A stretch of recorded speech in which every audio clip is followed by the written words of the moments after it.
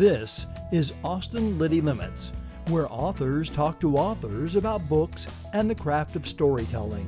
Sponsored by Blue Ink Review, because typing "the end" is just the beginning. Find out more at blueinkreview.com.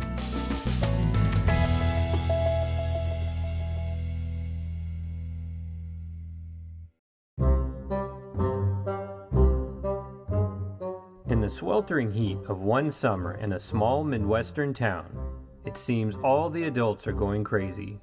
Their children are confused, and Claire and Don Lowry discover that married life isn't anywhere near what they expected.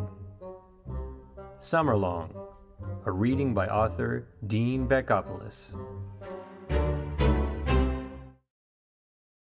I'm Dean Bakopoulos, and I'm going to read the opening scene of SUMMERLONG, my last novel.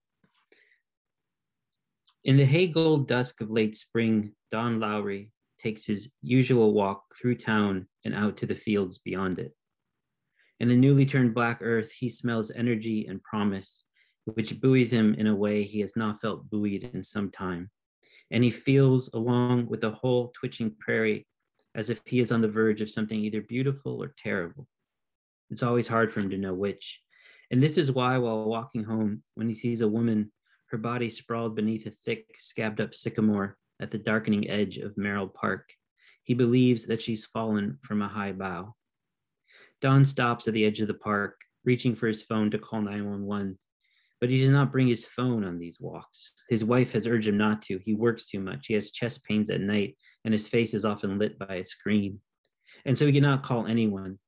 From this downhill angle, it's unknowable.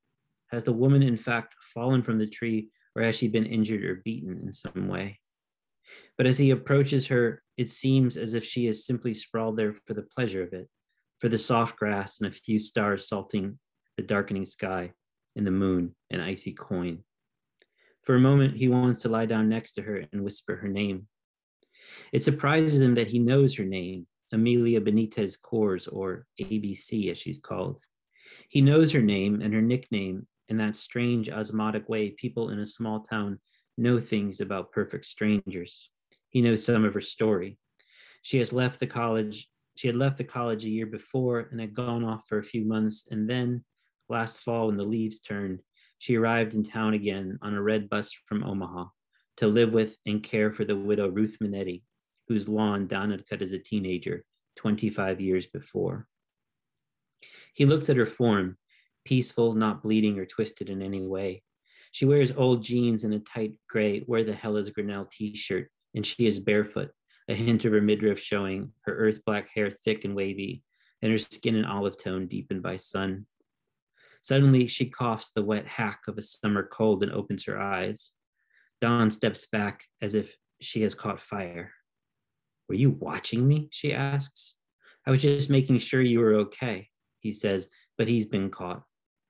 He's lingered too long on the midriff and the diamond stud in the navel, the bare feet with painted toes, and a silver ring on the third right one. She props up on her elbow and says, "Don Lowry?" He steps back a foot or two. "Are you okay?" Don asks. "I am." "Do you need anything?" he says. "I'm sorry, I thought you were." "You're Don Lowry," she says.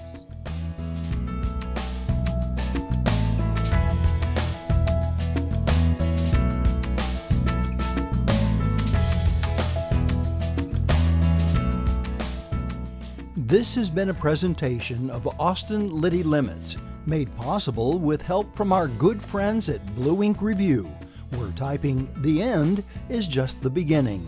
Find out more at blueinkreview.com.